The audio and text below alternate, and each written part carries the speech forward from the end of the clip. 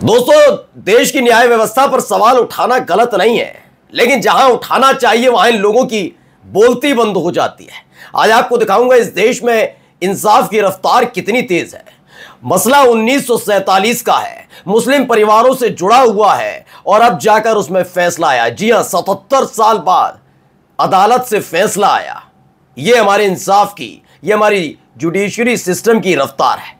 वहीं आपको दिखाऊंगा कि कैसे वक्फ संशोधन कानून को लेकर पहले असदुद्दीन ओवैसी ने पखिया उधेड़ दी, तो वहीं दूसरी तरफ जनता दल यूनाइटेड की हालत खराब हो गई है, क्योंकि उनके अपने मुस्लिम मंत्रियों के खिलाफ जनता सड़क पर उतरी। हालत यह हो गई कि वो पसीना पसीना हो गए और उसके फौरन बाद ही खबर आई कि अब जो एनडीए है वो एकजुट नहीं है। कई पार्टियां एक एक करके बीजेपी का साथ छोड़ने के लिए तैयार बैठी हुई हैं। पूरी लिस्ट आई है, वो भी आपको दिखाऊंगा। और देखिए किस तरीके से जगदीप धनखड़ साहब ने एक बार फिर आगे आकर अपने बयान को दोहरा दिया है। तो वहीं खबर निकल कर आई है नरेंद्र मोदी साहब से जुड़ी हुई भी, क्योंकि वो इस समय एक मुस्लिम कंट्री में पहुंचे हैं जहां उनके स्वागत सम्मान के लिए गीत गाए जाते हैं। लेकिन यकीन मानकर चलिए, मोदी साहब को वो गीत पसंद नहीं आया होगा। क्यों? क्योंकि उनकी अपनी ही पार्टी के लोग ऐसे गीतों से दूरी बनाते हैं। जो वो गाता है अपने देश में तो उसका मजाक उड़ाते हैं, सलाह तक दे डालते हैं कि पाकिस्तान चले जाओ। तो ऐसे में नरेंद्र मोदी साहब का एक बयान भी आ गया। बयान ये कि वो नींव रख रहे हैं 1000 वर्षों के लिए। और दिखाऊंगा पंचर जोड़ने वाले के लड़के ने क्या इतिहास रचा है। नमस्कार, मैं हूं प्रज्वल गौतम और आप देख रहे हैं the live TV. The live TV, सच सबसे आगे। शुरुआत करेंगे एक खबर के साथ। यह खबर देखिए, यह खबर है सुप्रीम कोर्ट जिंदाबाद। तरसेम लाल लिखते हैं, वैसे न्यूज 18 हरियाणा की खबर है। बहुत देर आए दुरुस्त आए, 77 साल बाद सुप्रीम कोर्ट से पीड़ितों को इंसाफ मिला। कितने? 77 साल बाद। पटियाला के डीसी, एसडीएम, एसीडी दफ्तर जब्त किए गए। इसके साथ ही 71 एसी, 203 पंखे, 611 कुर्सियां, 218 अलमारी भी। 1947 में मुस्लिम परिवार की जमीन पर सरकारी कब्जा किया था, यानी सुप्रीम कोर्ट ही माई बाप है, ये अब समझ में आ गया। लेकिन 77 साल बाद ये इंसाफ मिला। सोचिए उनकी कितनी पीढ़ियां खप गई होंगी इसी इंसाफ के इंतजार में। अब आइए अगली खबर दिखाने जा रहा हूं, पहले वीडियो देखिए आप। देखिए, जेडीयू का झंडा फाड़ दिया जाता है, गाड़ी पे लगा हुआ है। किनका काफिला है भी आपको समझाऊंगा। है जेडीयू के नेता ही का ही, लेकिन मंत्री जी का है।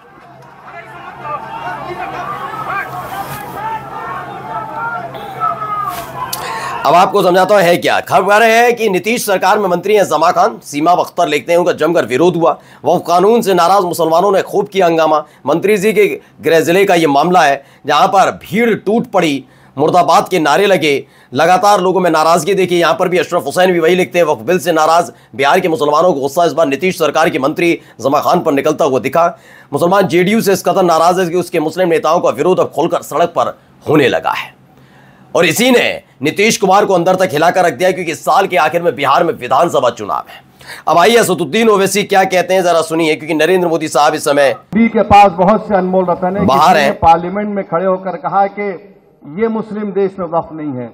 हम अपने वजीर आजम से बोल रहे हैं कि जब आपका प्लेन सऊदी एयर स्पेस में आया तो मोहम्मद बिन सलमान की एयरफोर्स ने 15 F-15 से आपका इस्तकबाल किया। हम उनका शुक्रिया अदा करते हैं। वो मोहम्मद बिन सलमान से पूछ लें कि क्या मदीने शरीफ में रसूलुल्लाह सल्लल्लाहु अलैहि वसल्लम के रोज़े मुबारक के आगे एक बहुत बड़ी बिल्डिंग है जिसमें लिखा हुआ अंग्रेजी में वक्फ उस्मान बिन अफ़्फ़ान रज़ी अल्लाह ताला अन्हु। वो पूछ लें, जब सऊदी अरब जा रहे हैं तो गले मिलते वक्त पूछ लें, या हबीबी ये सही है क्या? दरअसल न्यूज 24 की खबर है, पीएम मोदी क्राउन प्रिंस से पूछें कि क्या मदीना वक्फ जमीन पर बना है क्या। बिल्कुल, मैंने कहा ना, यही तालकटोरा स्टेडियम में कार्यक्रम रखा गया था। All India Muslim personal law board के तमाम लोग एकजुट हुए थे मुस्लिम जो वक्फ संशोधन कानून है उसके खिलाफ। इसी दौरान उन्होंने कहा, आप देखिए, कभी अजीज लिखती हैं, पंचर बनाने वालों के हेडक्वार्टर पहुंचे प्रधानमंत्री नरेंद्र मोदी। ये बार बार क्यों कहा जा रहा, तो आपको याद होगा तकरीबन 6 से 7 दिन पहले वक्फ संशोधन कानून को लेकर जो फैसला निकलकर सामने आता है, उसके फौरन बाद ही नरेंद्र मोदी साहब बताते हैं कि अगर वक्फ कानून इतना मजबूत होता तो मुसलमान नौजवानों को पंचर जोड़ना नहीं पड़ता। ये उनको किसने बताया कि पंचर, दरअसल ये वही मानसिकता है जो अमूमन आपने सड़क पर सुनी होगी। वही बात इस देश के अगर प्रधानमंत्री सोचते हैं तो सोचिए उनका विचार का, उनका मेंटल लेवल किस लेवल पर है कि किन लोगों की बातों को वो सार्वजनिक मंच से एक प्रधानमंत्री होकर बोल रहे थे। खैर, अगली खबर देखिए। यहां पर एक गीत आपको थोड़ा सा आपको सुनाता हूं, क्या सुनिए।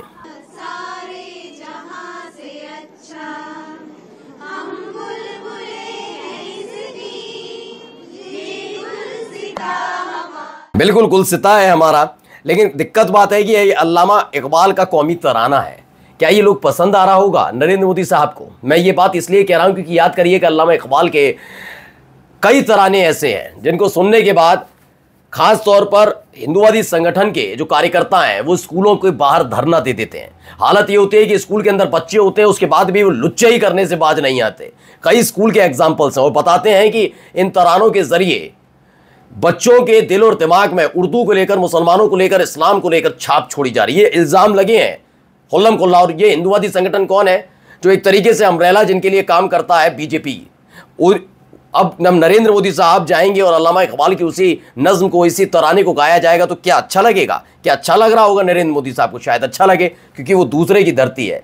यहां तो ऐसी ही चीजें पसंद की जाती हैं। पंचर जोड़ने वाला जो है मुसलमान, नरेंद्र मोदी साहब की नजर में भी। चलिए अब मैं आपको दिखा रहा हूं खबर क्या है। ये एक और खबर निकल कर आई। ये जगदीप धनखड़ साहब ने एक और बात कह दी है। प्रियंका भारती लिखती हैं, चुने हुए प्रतिनिधि ही अल्टीमेट मास्टर है, अंतिम स्वामी है, और वो तय करेंगे कि संविधान के भीतर क्या कंटेंट होगा। ये जगदीप धनखड़ साहब कहते हैं। अब तो इस बात में कोई शक नहीं कि 400 होता, यानी 400 पार होता तो संविधान बदलने में मिनट नहीं लगता। इस बात को ना भूलें कि आप संविधान के मास्टर हैं ना जनता के। आपको जनता की सेवा करने के लिए चुना गया, सेवक है आप, सेवक। इसके ऊपर कुछ नहीं, सही बात है। लेकिन जगदीप धनखड़ साहब ये क्यों कह रहे हैं तो स्पष्ट है। ये तो जिस दिन वो उपराष्ट्रपति बने थे तभी से तय था कि वो वाकई उस पद की गरिमा को बनाए रखेंगे या नहीं रखेंगे। अब सबके सामने है, अब आप खुद तय करके बताइए कि क्या ऐसी स्थिति है। अब आइए एक और खबर। कपिल सिब्बल का एक ट्वीट है, parliament has the plenary power to pass law. Okay, supreme court को क्या है? सुप्रीम कोर्ट आर्टिकल 142 के तहत ये देखेगी कि वो जो बना है वो कॉन्स्टिट्यूशन के हिसाब से है ही नहीं और कंप्लीट जस्टिस उसमें हुआ ही नहीं हुआ कानून को बनाते समय। Everything the court said it consistence with our constitutional value guided by the national interest. लेकिन ये बात समझाने के लिए कई हाथ पैर मारने पड़ेंगे। लोग तो इतने अनपढ़ और कुपड़ टाइप के हैं, वो ये कह रहे हैं कि राष्ट्रपति जब सीजीआई की नियुक्ति करता है तो उसकी हिम्मत कैसे हो जाएगी सीजीआई की कि वो राष्ट्रपति को आदेश दे। क्या कहा जाए इन लोगों से, कैसे? अब खबर है, एक जी न्यूज की खबर है, राष्ट्रपति शासन अगर कहीं लगना चाहिए तो केंद्र की सरकार पर लगना चाहिए, शत्रुघ्न सिन्हा का बयान है। शत्रुघ्न सिन्हा ने कहा कि ऐसे हालात पैदा किए गए हैं कि भाई लगना चाहिए तो कहीं तो भाई लगना चाहिए, केंद्र सरकार पर लगना चाहिए। लेकिन आप जानते हैं कहां कहां लगेगा और कितनी कितनी याचिकाएं डाली हैं। विष्णु शंकर जैन की मैंने आपको दिखाई, मणिपुर में 2 साल तक चलता रहा। विष्णु शंकर जैन ना झकझोरे गए ना उन्हें कोई टेंशन हुई, लेकिन पश्चिम बंगाल के लिए वो पहुंच गए हैं। खैर, अब आइए संदीप सिंह का एक बहुत बड़ा पूरा उन्होंने जो अपना विश्लेषण किया उसे पढ़ाना चाहिए। क्यों? क्योंकि एनडीए टूटने की कगार पर। अभी मैंने दिखाया जेडीयू में क्या हालत है, उनके मुस्लिम मंत्रियों के साथ क्या रहा। मोदी का गठबंधन खत्म होने वाला है, ध्यान से पढ़ो, शेयर करो। इसके प्रमुख घटक दल के बढ़ने तनाव बढ़ रहा है और एकता में दरारें सामने आने लगी। हिंदुस्तानी अवाम मोर्चा को एनडीए की 20 सूत्रीय समितियों में शामिल नहीं किया गया। पार्टी प्रमुख जीतन राम मांझी ने इस पर खोलकर अपनी नाराजगी जाहिर की है। जो खबर हमने आपको थोड़े दिन पहले भी दिखाई थी, जीतन राम मांझी ने साफ साफ कह दिया इतनी सीटें चाहिए वरना देखा जाएगा। लोक जनशक्ति पार्टी रामविलास चिराग पासवान की है पार्टी, नीतीश कुमार से नाराज हैं। चिराग पासवान ने पिछले चुनाव में जेडीयू कमजोर करने में महत्वपूर्ण भूमिका निभाई थी। कल एलजेपी रामविलास पासवान के एक सांसद ने घोषणा की कि चिराग सीएम बनने की आकांक्षा व्यक्त करते हुए विधानसभा चुनाव लड़ने के इच्छुक है। भाजपा नीतीश कुमार के नेतृत्व में चुनाव लड़ने के लिए स्पष्ट रूप से प्रतिबद्ध नहीं होकर भ्रम पैदा कर रही है। पशुपति पारस ने हाल ही में एनडीए छोड़ दिया। इसके अलावा ऐसी भी खबरें हैं कि प्रधानमंत्री नरेंद्र मोदी 24 अप्रैल को अपने दौरे के दौरान नीतीश कुमार को एनडीए मुख्यमंत्री पद के उम्मीदवार के रूप में घोषित नहीं करते तो जेडीयू के 2 केंद्रीय मंत्री इस्तीफा देने के लिए तैयार बैठे हैं। और इस बात की पुष्टि इंडिया गठबंधन भी करते हैं कि हाँ, खबर यही है कि प्रधानमंत्री 24 अप्रैल को बिहार के दौरे पर होंगे। अगर इस दौरान नीतीश कुमार को एनडीए की तरफ से सीएम पद का चेहरा घोषित नहीं किया गया तो जेडीए के 2 केंद्रीय मंत्री इस्तीफा देने के लिए तैयार है। अब आप कहेंगे कि वहां तो नेता कह रहे, वहां नेता 2 तरह की बात कर रहे हैं बिहार में। सम्राट चौधरी और जैसे नेता बीच में कह देते हैं कि हम नीतीश के नेतृत्व में लड़ेंगे। अश्वनी चौबे कहते हैं नहीं हम तो चुनाव बात तय होगा। अमित शाह भी कहते हैं चुनाव बात तय होगा। ना शाह कहते ना मोदी मोहर लगाते। और तो और हरियाणा के मुख्यमंत्री नायाब सिंह सैनी सम्राट चौधरी की मौजूदगी में कहते हैं कि एनडीए का नेतृत्व, इस सरकार का नेतृत्व, अब जो चुनाव का नेतृत्व है वो सम्राट चौधरी को करना चाहिए। सम्राट चौधरी मुस्कुराते हैं। तो ये तमाम चीजें चल रही हैं और इसी को लेकर नीतीश कुमार बस इंतजार कर रहे हैं 24 तारीख पर उनकी नजर टेकी है। अब खबर पढ़िए, एक खबर छपी है कि सरकार की नीतियां 1000 वर्ष का भविष्य तय करेंगी। अब नरेंद्र मोदी साहब इस तरह के दावे करने लगे हैं। 100 वर्ष पहले 100 साल का था, 50 साल का था, 100 साल का, 1000 साल की बात कर रहे हैं। जरा सुन लीजिए क्या कहते हैं नरेंद्र मोदी साहब। एक हिसाब से देखें तो 1000 साल की सहस्त्राब्दी में पहले 25 साल बीत गए हैं।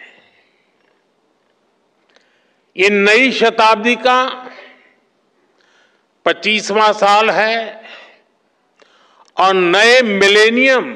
अब सोचिए ये बातें इनको यहाँ कह रहे हैं, आज के निर्णय अगले 1000 वर्ष की नींव रख सकते हैं। जैसे एक चक्र के साथ से रथ नहीं चलता, पता नहीं क्या इनके कौन से कॉन्सेप्ट के साथ चलते हैं। अभी हाल ही में एक बयान भी आपने इनका सुना होगा, जब कह रहे थे कि अभी मेरी पूरी तरीके से रिस्क लेवल जो मेरा है उसके यूटिलाइज नहीं हुआ, तो लोग तौबा तौबा करने लगे थे कि 10 साल में तो आपने बेड़ा गर्क कर दिया।